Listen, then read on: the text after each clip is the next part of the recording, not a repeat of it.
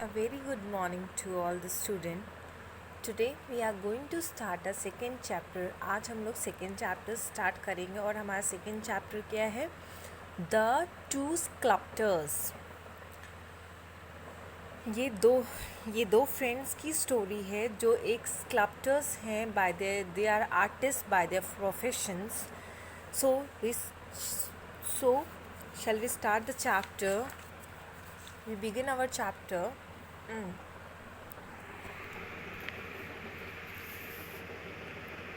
Once upon a time, there lived a kind king. एक समय की बात है, एक दयालु राजा रहता था. His subjects loved him very much. Subject मतलब उसकी जो प्रजा थी वो उस राजा को बहुत पसंद करती थी.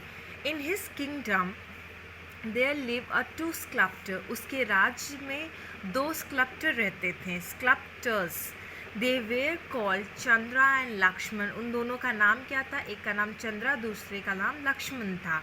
The king like their work very much and was very found of them. उनके काम को, चंद्रा और लक्ष्मण के काम को राजा बहुत पसंद करता था और उनका काफ़ी ज़्यादा फ़ैन था. One day the king decided to hold a competition to find out who is the greatest artist. एक दिन राजा ने सोचा कि एक कंपटीशन रखा जाए, उससे पता चलेगा इन दोनों में से कौन सबसे अच्छा आर्टिस्ट है, ग्रेट आर्टिस्ट है. Chandra was very mean. Chandra थोड़ा सा मीन था, तो उसने क्या सोचा? I have to defeat Lakshman somehow. मुझे कैसे ना कैसे करके लक्ष्मण को हराना है. ही थॉट, उसने सोचा.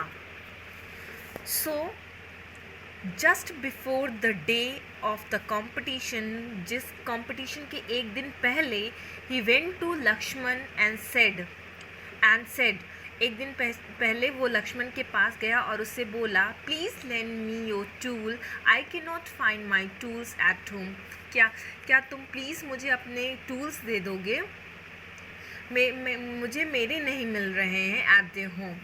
Lakshman was kind man. Lakshman थोड़ा सा दयालु था. He gladly give him his tool to Chandra. उसने बड़े आराम से उसे अपने टूल दे दिए. Chandra use the tools so रफली that they become a blunt. उसने इतना यूज़ किया कि वो रफ हो गए, फ्लैट हो गए, शार्प नहीं, ब्लंट हो गए.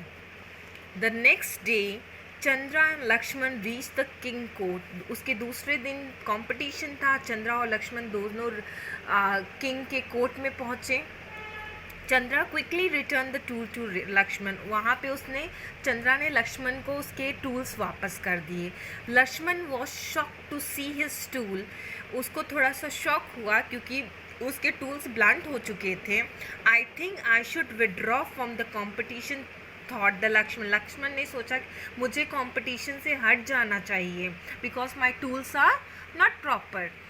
But it was too late. But उसने सोचा, बट वो बहुत देर हो चुकी थी.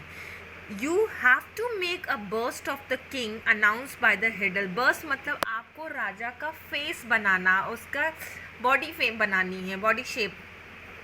और here announce by the herald means एक ऑफिशियल पर्सन ने, जो किंग के कोर्ट का ऑफिशियल पर्सन ने अनाउंसमेंट की कि किंग का बर्स्ट बनाना मतलब फेस बनाना है. But you two will have to exchange your tool. But competition में एक कंडीशन भी रखी. कंडीशन क्या रखी?